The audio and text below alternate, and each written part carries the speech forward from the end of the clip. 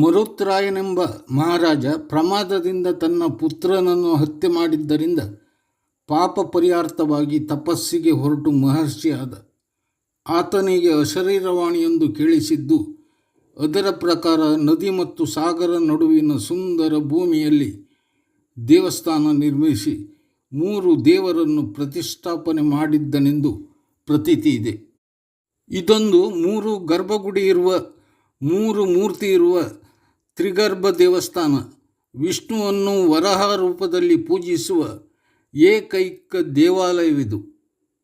ಉಡುಪಿಯ ಶ್ರೀಕೃಷ್ಣ ದೇವಾಲಯದಲ್ಲಿ ಕನಕನ ಕಿಂಡಿಯಲ್ಲಿ ಶ್ರೀಕೃಷ್ಣನನ್ನು ನೋಡಿದ ಹಾಗೆ ಇಲ್ಲಿ 3 ಕಿಟಕಿಯ ಕಿಂಡಿ ಇದೆ. ಈ ಕಿಂಡಿಯ ಮುಖಾಂತರವು 3 ಗರ್ಭಗುಡಿಯಲ್ಲಿರುವ 3 ದೇವರನ್ನು ನೋಡಬಹುದು. ದೇವಾಲಯವನ್ನು ಪ್ರವೇಶಿಸಲು 2 ದ್ವಾರವನ್ನು ರಚಿಸಲಾಗಿದೆ. ದೇವರನ್ನು ಈ ದ್ವಾರದ ಮೂಲಕ ಪ್ರವೇಶಿಸಿ ನೋಡಬಹುದು, ಪೂಜೆ ಸಲ್ಲಿಸಬಹುದು. ಮಾರ್ಗಶಿರ ಅಮಾವಾಸ್ಯೆ, ಎಳ್ಳಮಾವಾಸ್ಯೆ ಇಲ್ಲಿ ಸಮುದ್ರ ಮತ್ತು ನದಿಯಲ್ಲಿ ಪುಣ್ಯ ಸ್ನಾನಕ್ಕಾಗಿ ಜನಸಾಗರ ಸೇರುತ್ತದೆ. ಅಂದು ದೇವಸ್ಥಾನದಲ್ಲಿ ಜಾತ್ರೆ ಮತ್ತು ವಿಶೇಷ ಪೂಜೆ ಉತ್ಸವ ಜರುಗುತ್ತದೆ. ಅಬಾರಿ ಎನ್ನುವುದು ಇಲ್ಲಿ ನಡೆಯುವ ವಿಶೇಷ ಹಾಗೂ ವಿಶಿಷ್ಟ ಪೂಜೆಯಾಗಿದೆ. 10 ಗ್ರಾಮದ ಕೂಡುವಿಕೆಯಿಂದ ಈ ಸೇವೆ ನಡೆಯುತ್ತದೆ. ಅಂದು ನೆರೆದ ಭಕ್ತವೃಂದಕ್ಕೆ ಅಲ್ಲದೆ ಸೌಪರ್ಣಿಕ ನದಿಯಲ್ಲಿರುವ ಮೀನು ಮತ್ತಿತರ ಜಲಚರ ಪ್ರಾಣಿಗಳಿಗೂ ಭಾರಿ ಭೂರಿ ಭೋಜನ ಸಿಗುತ್ತದೆ. ಮಂಗಳೂರು ಮುಂಬೈ ರಾಷ್ಟ್ರೀಯ ಹೆದ್ದಾರಿಯಲ್ಲಿ ಕುಂದಾಪುರದಿಂದ 13 ಕಿಲೋಮೀಟರ್ ಮುಂದುವರಿದರೆ ಪ್ರಪಂಚದಲ್ಲೇ ವಿಶಿಷ್ಟವಾದ ಸುಂದರ ಜಾಗ ಸಿಗುತ್ತದೆ.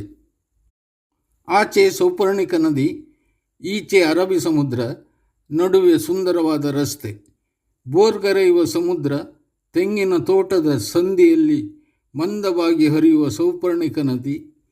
ಪ್ರವಾಸಿಗರಿಗೆ ಇನ್ನೇನು ಬೇಕು?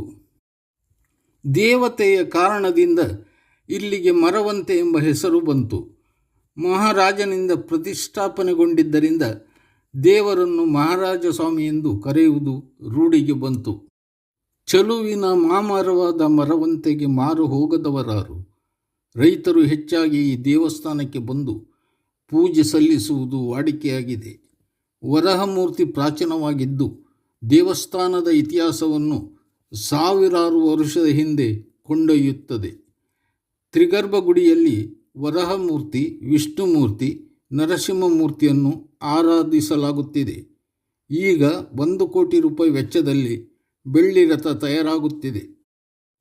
ಸುಂದರ ಸೌಂದರ್ಯದ ಮರವಂತೆಯಲ್ಲಿ ಮಹಾರಾಜ ಸ್ವಾಮಿ ವರಹ ದೇವಸ್ಥಾನ ಚಿನ್ನದ ಕಿರೀಟಕ್ಕೆ ವಜ್ರದ ಗರಿ ಸೇರಿಸಿದಂತಾಗಿದೆ.